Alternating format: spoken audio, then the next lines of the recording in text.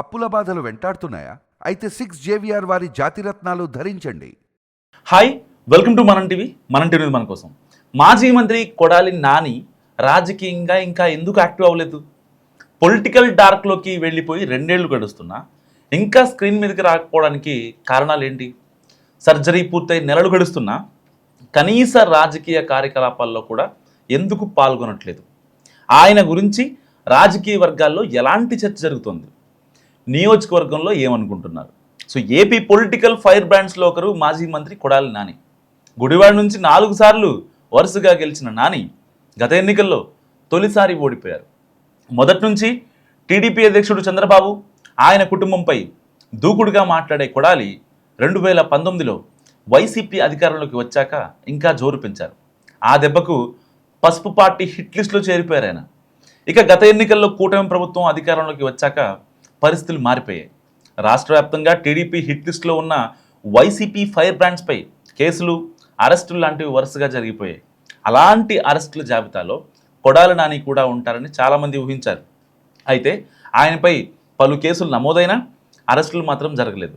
అదే సమయంలో heart surgery జరగడంతో పూర్తిగా నియోజకవర్గానికి దూరంగా ఉంటున్నారనేది కొడాలి సన్నిహితులు చెప్తున్న మాట. కానీ ఆపరేషన్ జరిగి కూడా చాలా రోజులైన క్రమంలో నాని రీఎంట్రీ ఎప్పుడంటూ వైసీపీ క్యాడర్లో సైతం ఇప్పుడు చర్చలు జరుగుతున్నాయి. అసలు కొడాలి ఎందుకు కనిపించట్లేదు అని కూడా మాట్లాడుకున్నారు వైసీపీ నాయకులే. సో కూటమి ప్రభుత్వం అధికారంలోకి వచ్చిన తర్వాత ఉమ్మడి కృష్ణా జిల్లా నుంచి టీడీపీ హిట్ లిస్టులో ఉన్న ముఖ్య నేతలు పేర్ని నాని, వల్లంనేని వంశీ, జోగి రమేష్ వంటి వారిపై అనేక కేసులు నమోదయ్యాయి. జోగి రమేష్, వల్లంనేని వంశీ ఇద్దరు జైలుకు వెళ్ళి బెయిల్ మీద బయటకు వచ్చారు. ప్రస్తుతం నియోజకవర్గంలో క్షేత్రస్థాయిలో పూర్తి యాక్టివ్గా ఉన్నారు పేర్ని నాని. ఆయన మీద కూడా అనేక కేసులు నమోదయ్యాయి, కానీ అరెస్ట్ మాత్రం అవ్వలేదు. సరే, హోల్డ్ అయింది.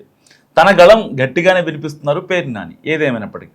అయితే గుడివాడ కాన్స్టిట్యూన్సీలో మాత్రం ఆ పరిస్థితి లేదు.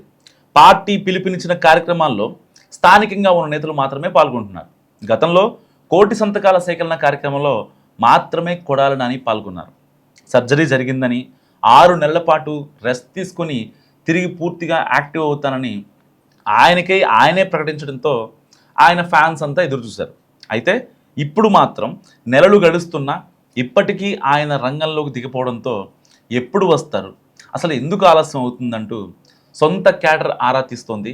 అయితే కొడాలి నాని పూర్తి స్థాయిలో డైరెక్ట్ పాలిటిక్స్ చేయకున్నా నియోజకవర్గానికి చెందిన పార్టీ నేతలను పలకరించడం, వాళ్లకు సంబంధించిన శుభకార్యాలు, ఇతర కార్యక్రమాల్లో పాల్గొనడం లాంటివి చేస్తున్నారట. అయితే క్షేత్రస్థాయిలో రంగంలోకి దిగాలని క్యాడర్ కోరుకోవడం వెనుక వేరే కారణాలు కూడా ఉన్నాయంటున్నారు.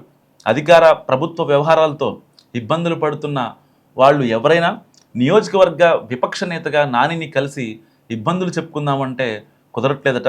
సో మరి ఇలాంటి పరిస్థితుల్లో మా లీడర్ అందుబాటులో ఉంటే ఆ పని జరగడంతో పాటు స్థానిక ఎమ్మెల్యే మీద పెరిగే వ్యతిరేకతను కూడా అనుకూలంగా మలుచుకోవచ్చు అన్నది వైసీపీ క్యాడర్ అభిప్రాయం.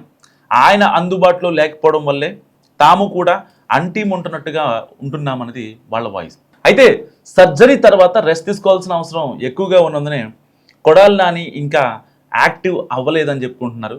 సో వాస్తవానికి ఆయన సన్నిహితులు చెప్తున్నది సపరేట్ వర్షన్, అండ్ ఆయన ఏం చేస్తున్నారనేది ఎవరికీ అర్థం కావట్లేదు.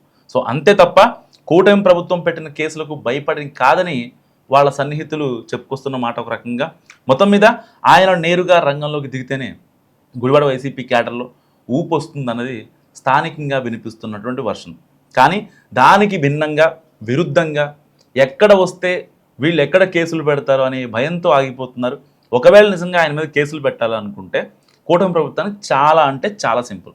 ఎందుకంటే ఆయన మీద ఆల్రెడీ గత వైసీపీ ప్రభుత్వంలో 2019 నుంచి 2024 మధ్య ఆయనపై ఉన్న కేసుల్ని అండ్ వాటిని కొంచెం తవ్వితే ఆయన వెళ్ళి కటకటాల వెనక కూర్చుంటారు. కానీ అలాంటిది ఏమీ జరగట్లేదు. సో మరి కొడాలి నాని ఎప్పుడు యాక్టివ్ అవుతారు? ఫైర్ బ్రాండ్గా 5 ఏళ్ళు వెలిగిన నేత ఇప్పుడు ఇన్యాక్టివ్ మోడ్లోకి వెళ్ళడం పై మీరేమనుకుంటున్నారు? మస్ట్ కామెంట్ చేయండి.